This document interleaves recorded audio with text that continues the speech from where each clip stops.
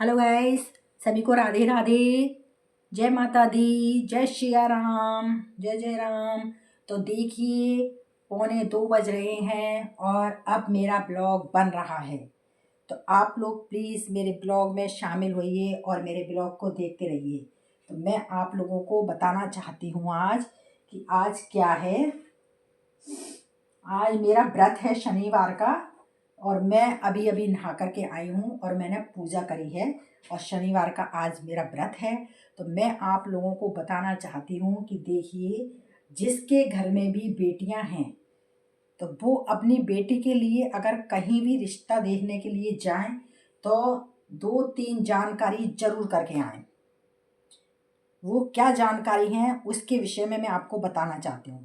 देखिए, आजकल ज़माना ऐसा है, पहली बात बता रही हूँ आपको कि आजकल ज़माना ऐसा है कि आप अपनी बेटी के लिए कहीं रिश्ता देखने गए तो लड़के वाले बड़े खुश हो जाते हैं कि साहब लड़की वाले हमारे घर आए हैं, हमारा रिश्ता लेकर के आए हैं। तो बड़े खुश होते हैं, जिसमें से सबसे ज़्यादा लड़का खुश होता है कि चलो मेरे लिए रिश्ता आया। पर जब आप रिश्ते के लिए बात करने जाते हैं तो आपको क्या करना चाहिए? पहली उपाय ये करना चाहिए आपको कि आप पहले उनके घर पर नहीं जाएं। सबसे पहले आप उनके पड़ोस में जाएं। पहले आप पड़ोस वालों से, उनके आसपास बिल्कुल नज़दीक रहने वालों से आप पहले ये पता करिए कि भाई हम इस लड़के को यहाँ अपनी लड़की के लिए देखने आए हैं, अपनी लड़की के लिए रिश्ता जोड़ने आए हैं। तो आप लोग प्लीज़ हमें बताइए कि इनका ख़ानदान कैसा है और इन लोगों का स्वभाव कैसा है, किस टाइप के हैं ये लोग, कि कैसा इनका रहन सहन है, और लड़का नौकरी करता है कि नहीं करता है, जो नौकरी उन्होंने हमें बताई है उसी नौकरी पर है कि नहीं है, और कितने साल से नौकरी कर रहा है। तो ये चीज़ सबसे पहले आपको पड़ोसियों से पूछनी चाहिए। नंबर 2 क्या है? नंबर 2 में ये है, जब आप उनके घर में एंट्री करें तब आप पहले उनके घर में सबसे अच्छी तरह से बातचीत करें और सास को देखें पहले, क्योंकि आजकल क्या ज़माना है कि सब अच्छे मिलेंगे आपको। जितने भी देखिए जेंट्स होंगे ना, तो जेंट्स आपको जैसे बात करेंगे ना तो वो उसी स्वभाव के ही होंगे और कठोर दिल के नहीं होते हैं। जेंट्स कोई भी हों, अच्छे दिल के होते हैं और देखिए वो कभी भी किसी की लड़की को परेशान भी नहीं करते हैं। सबसे ज़्यादा खतरनाक कौन होती हैं घर में? सासू माँ और एक नंद। जिस घर में अगर नंद बैठी होगी तो आप समझ लेना, जब तक नंद बैठी है उस घर में आपकी बेटी सुख नहीं पाएगी। क्यों नहीं पाएगी? कि अगर आपकी बेटी उनके लिए चाहे अपना दिल निकाल करके भी बाहर रख देगी ना, तो वो नंद टॉर्चर कर करके माँ के कान भरती रहती है और माँ उस बेटी की फिर ऐसा सुनती है कि फिर वो बहू को बिल्कुल कुछ नहीं समझती है और बहू को बदतमीजी से बोलती है। तो सास को देखिए आप कि सास का स्वभाव कैसा है। बोल चाल में आप खूब अच्छी मीठी मीठी बोलिए उससे, खूब मीठी मीठी बोलिए और बोल करके बिल्कुल इतना मीठा बोलिए कि उसके मन की सारी बातें निकाल लीजिए। कैसे निकालनी है आपको बात? बहन जी, आप क्या करती हैं? आप नौकरी करती हैं कि आप कहाँ की रहने वाली हैं? आपके घर वाले कैसे हैं? आपका स्वभाव कैसा है?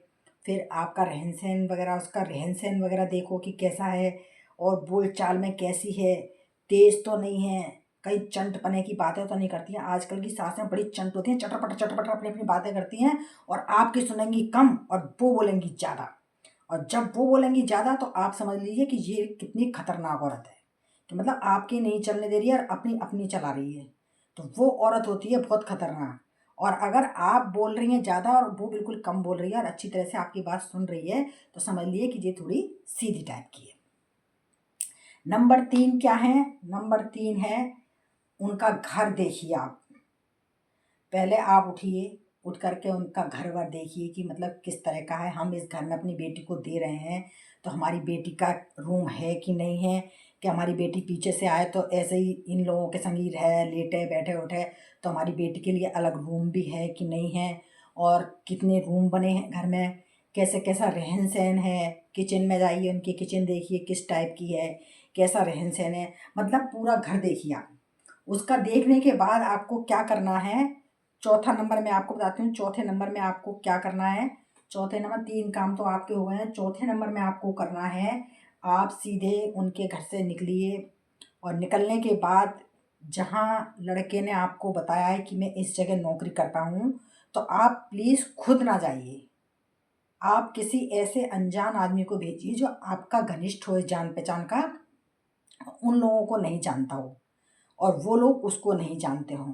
तो आप चुपचाप उसको भेजिए और उसको सिखा के भेजिए कि जहाँ ये नौकरी करता है वहाँ सीधे उसके मैनेजर के पास जाइए और मैनेजर से जा कर के पता करो कि भाई ये आदमी इस नाम का है आपके यहाँ और ये कितने साल से आपके यहाँ काम कर रहा है और इसकी सैलरी कितनी है और इसका व्यवहार यहाँ पर किस टाइप का है, यहाँ नौकरी कर रहा है तो इसका किस तरह का स्वभाव है। तो आपको सारी जानकारी लड़के की उस जगह से मिल जाएगी, ये देख लीजिए। तब जा कर के जब आप इतनी जानकारी ले लें उसके बाद आप अपनी लड़की के करने के लिए कदम उठाएं। वरना देखिए आज का ज़माना ऐसा है कि आज आपने लड़की की शादी कर दी कि भाई लड़का किसी ने बता दिया हमको और हमने देख लिया और हमने विश्वास नहीं करा कि ना हमने कोई इसकी इंक्वायरी करी, ना हमने कोई लड़के की इंक्वायरी करी, ना घर वालों की देखी, ना सास का स्वभाव देखा और हमको किसी ने बताया और हमने उसके आने में सिखाए में कि भाई हाँ अच्छा है, ये जानता है, भाई इनको जानता होगा, ये हमारा भी जान पहचान का है तो हमें अच्छा ही बताएगा, हमारे लिए बुरा थोड़ा ना चाहेगा। भाई जब हमारे यहाँ इसका घर में आना जाना है करना है तो ये हमें गलत नहीं बताएगा तो हम उस पर विश्वास कर लेंगे और विश्वास करके अपनी बेटी का रिश्ता पक्का कर देंगे। अब वो बिचौलिया तो हट जाएगा, वो तो कहेगा भाई साहब देखो मैंने तो आपको बताया था, बाकी आप जानो और ये जाने, मेरा बताने का था।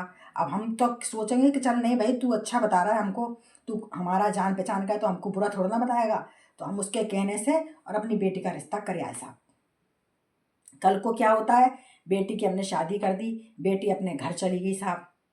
अब हमने तो उनके घर की इंक्वायरी करी नहीं और ना हमने उनका देखभाल करा, ना हमने लड़के का देखा कि लड़का दारू भी पीता है कि नशा पत्ता भी करता है कि कैसा चाल चलन है कि कहाँ कहाँ जाता है, कैसा व्यवहार है उसका, हमने तो कुछ भी नहीं देखा ना। हमने तो दूसरे के कहने से और अपनी लड़की का रिश्ता पक्का कर दिया।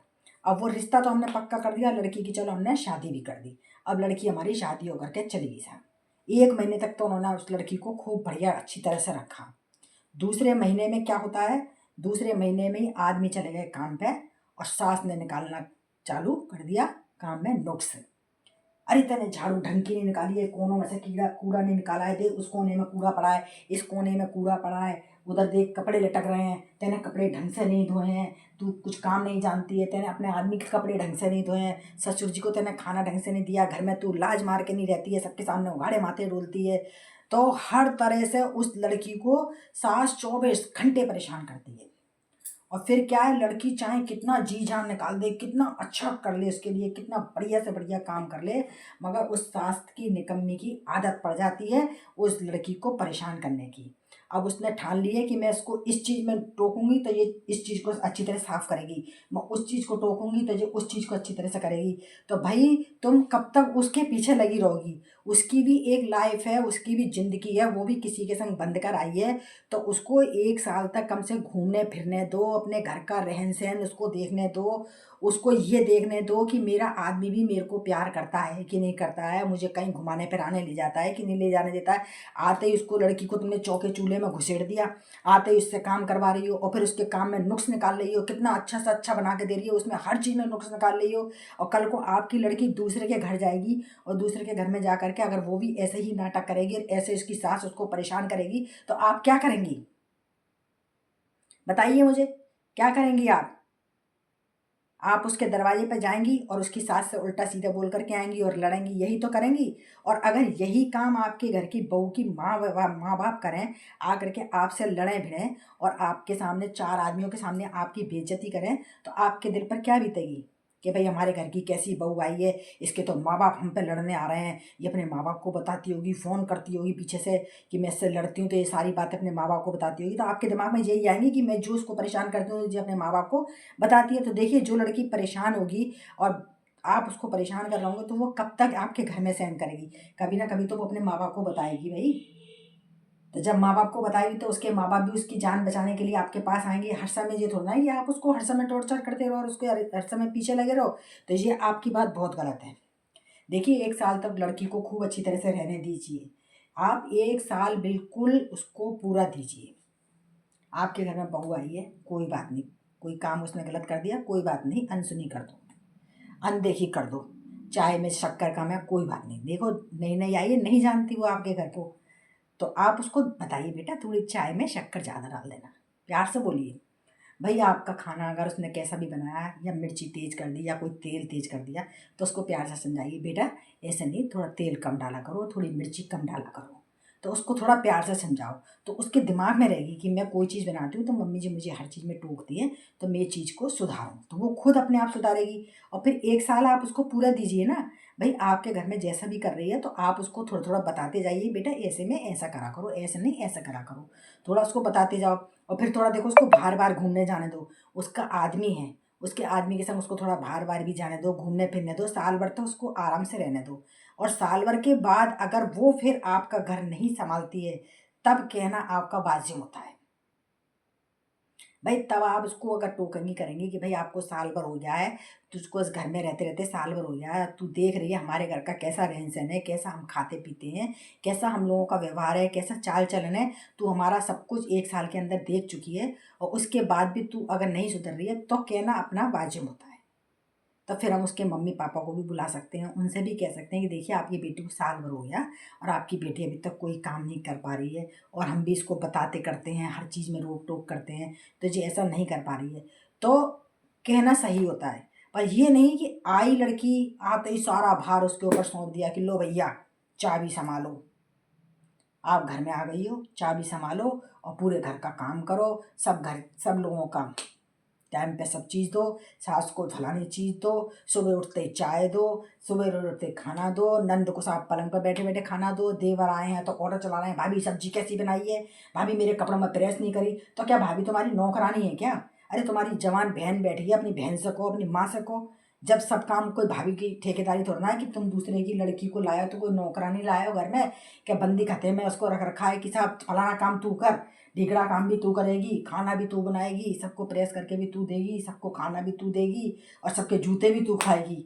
तो भैया वो आजकल की लड़कियां ऐसी नहीं आ रही हैं जैसा आप सोच रहे हैं कि आएँ और आकर के सुने। आजकल की लड़कियां सब पढ़ी लिखी आ रही हैं और सब तेज़ तर्राट आ रही हैं और सब जानती हैं। तो ऐसी लड़कियों को अगर आप सारा दिन टॉर्चर करते रहोगे तो वो आपके घर में ज़्यादा दिन नहीं टिकने वाली।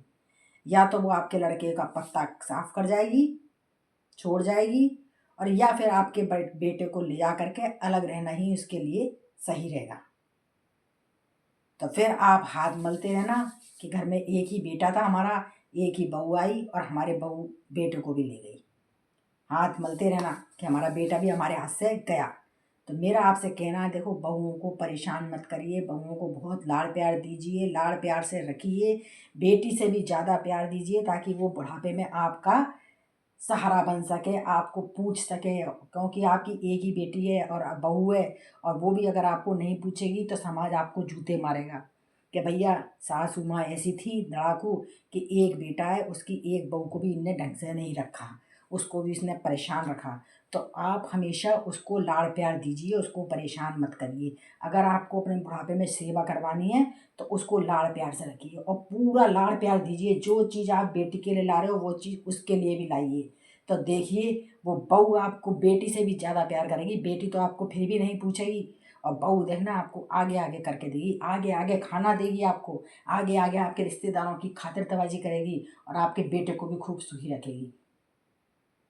तो मेरा आप सबसे यही कहना है और आप सबसे मेरा यही अनुरोध है कि आप लोग प्लीज़ मेरी वीडियो को देखिए और मेरी वीडियो को देख करके समझिए और सुधरिए, और आगे की आने वाली पीढ़ी को भी सुधारिए और अपनी बहुओं को भी लाड़ प्यार दीजिए।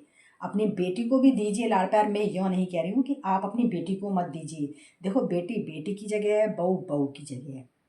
आज बेटी तुम्हारे पास है, खूब लाड़ प्यार दे दो, कल को वो भी ससुराल जाएगी और कल को उसके ऊपर भी अगर यही आपत्ति आई तो आप क्या करेंगे? आप भी जाकर उसके दरवाजे पे लड़ेंगे कि साहब मेरी लड़की को क्यों परेशान रख रहे हैं? तो ऐसा हक उस बहू के घर वालों का भी होता है। वो भी देख रहे हैं कि उनकी लड़की परेशान है और वो भी आपसे आके लड़ सकते हैं। नहीं, वो पढ़े लिखे लोग हैं, समझदार हैं, वो कभी आपके दरवाजे पे आकर के नहीं झुकेंगे कि आप हमारी बेटी के संग ऐसा क्यों कर रहे हो। पढ़ा इंसान होगा ना जो, वो कभी भी आप अपनी अपनी बहू की उनसे कितनी भी बदनामी कर देना कि आपकी बेटी फलानी ऐसी है, ढीकड़ी ऐसी है, वो ऐसी है, वो ऐसी है, वो आदमी अपनी बेटी को ही समझा करके जाएगा, वरना आपसे कोई दो शब्द नहीं कहेगा कि आपकी भी कोई गलती होगी, आप हमारी बेटी को परेशान करते होंगे। वो आपसे नहीं कहेगा। क्यों नहीं कहेगा? कि वो पढ़ा लिखा समझदार आदमी है। वो सिर्फ अपनी बेटी को ही समझा करके चला जाएगा। और जो थोड़े कम बुद्धि के होते हैं ना, जो 24 घंटे बहू के पीछे लगते हैं, वो ही आदमी ऐसे होते हैं जो दूसरे आदमी को सुना देते हैं। नहीं तो सामने वाला जो पढ़ा लिखा आदमी होगा वो कभी भी किसी के सामने मुंह जोरी नहीं करेगा, वो अपने बच्चे को ही समझा करके जाएगा।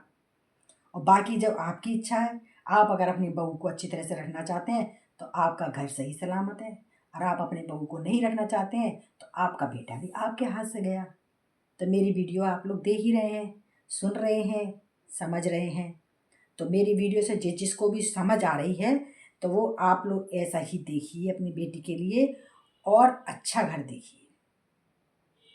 और अगर आपको मेरी वीडियो में कुछ भी परेशानी आ रही हो, कोई चीज़ की भी गड़बड़ी नज़र आ रही हो, या मैं कोई गलत बात सिखा रही हूँ या कोई गलत शिक्षा दे रही हूँ, तो आप लोगों का फ़र्ज़ है, प्लीज़ मुझे नीचे कमेंट्स में लिख कर बताइए कि दीदी आप ऐसी बात क्यों कहती हैं, या क्यों अच्छी नहीं बता रही हैं या अच्छी बता रही हैं। तो प्लीज़ आप थोड़ा कमेंट्स में मुझे बताइए, तो मुझे भी तसल्ली मिलेगी कि आप लोगों ने मेरी वीडियो को देख करके कुछ समझा। तो ठीक है, आप लोगों को यहीं तक राधे राधे।